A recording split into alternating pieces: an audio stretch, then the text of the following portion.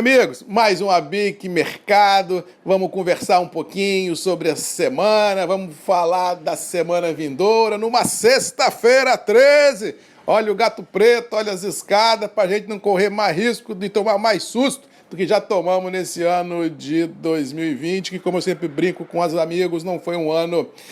para amadores. E a semana foi, até certo ponto, dentro de uma artificial tranquilidade muito grande. De quinta-feira para frente, o que a gente cantou a pedra que iria acontecer está mais ou menos se desenhando. Semana começou com chuvas esparsas em todo o cinturão produtivo. No final de semana, hoje e amanhã, já chove bem no Sudeste, São Paulo, Rio, Belo Horizonte, Espírito Santo, podendo chegar até o sul da Bahia. Essa chuva poderá ficar aí até segunda ou terça-feira, e depois, ao que parece, o tempo abre outra vez, até que uma outra frente fria avance em cima do Sudeste, mudando o cenário. E, ao que parece, o novembro será marcado o mês inteiro por chuva em grande parte da região produtora do Centro-Oeste, do Sudeste, do Sul e, de certo ponto, do Nordeste também, colocando uma pedra em todos os problemas que nós tivemos em passado recente, de falta de chuva, de baixa umidade relativa do ar, de queimadas, de atraso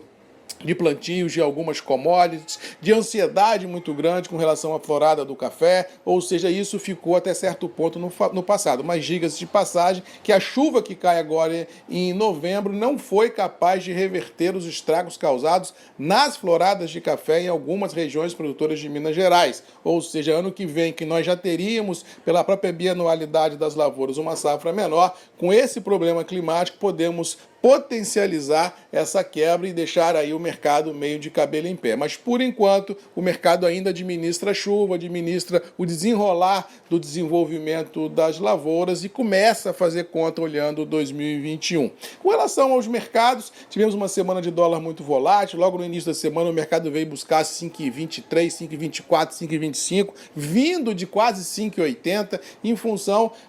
de um desmonte de posições compradas, acreditando numa lua de mel muito grande, globalmente falando. E eu disse aqui na semana passada que lá nos Estados Unidos, se a transição não fosse pacífica, como não vem sendo, ou seja, o mercado poderia estressar, já que não vejo no curto espaço de tempo nenhum tipo de acordo entre democratas e republicanos que validem o novo pacote de estímulo fiscal na economia americana e que isso validaria essa lua de mel dos mercados. Ou seja, a cada dia que se passou nessa semana, esse cenário de lua de mel perdeu força. E o que nós estamos terminando a semana realmente com o pé no chão, olhando um horizonte turbulento, e isso sem falar que a pandemia está assustando tudo e todos na Europa, nos Estados Unidos, e deve assustar no Brasil daqui mais 15, 20 dias, porque nós vivemos um efeito Orloff muito grande em relação a Estados Unidos e Europa, e isso deixa os operadores muito estressados, e os mercados de renda variável de quinta-feira em diante perderam um pouco a sustentação, e ao que parece deverá ser a tônica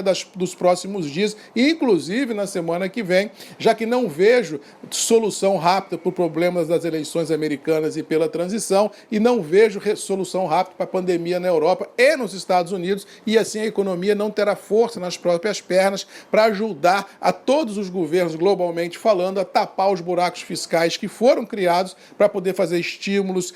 fiscais lá fora e o auxílio emergencial aqui dentro. Ou seja, estamos terminando a semana numa sexta-feira 13 com muitas perguntas, poucas respostas. Vamos entrar uma semana vindoura com esse mesmo cenário e ainda tendo no Brasil que precificar as eleições que ocorrem no domingo. Ou seja, vamos ver quais são os partidos que sairão majoritários dessa eleição, se haverá ou não suporte para um projeto maior nacional que o presidente da República almeja ter. Ou seja, esse cenário das prefeituras é que vai começar a delinear o cenário político para 2022 e isso pode deixar também todo o mercado muito apreensivo, deixando clara a sensação que eu já tive essa semana, que feliz ou infelizmente o ano acabou, não consigo vislumbrar nenhum grande coelho para sair da cartola que faça com que as bolsas, o câmbio e o café mude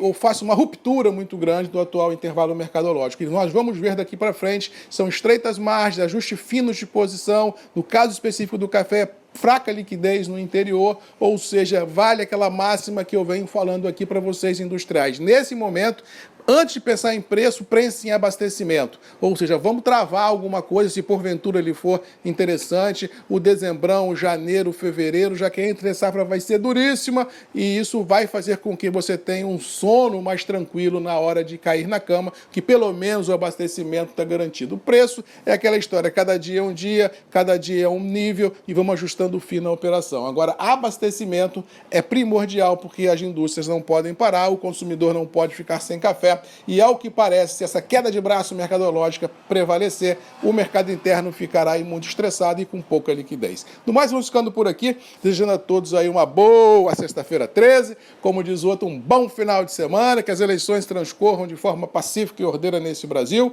e que a gente possa vir a ter na semana que vem outra vez aqui no Abic Mercado, comigo, Marcos Magalhães, o nosso encontro de toda semana para a gente discutir um pouquinho, falar um pouquinho, quem sabe iluminar um pouquinho o caminho de todos nós. Um abraço, boa semana, bom final de semana e até sexta que vem, Abic Mercado, Marcos Magalhães, o encontro da indústria brasileira de café é aqui. Te espero sempre. Um abraço e até lá.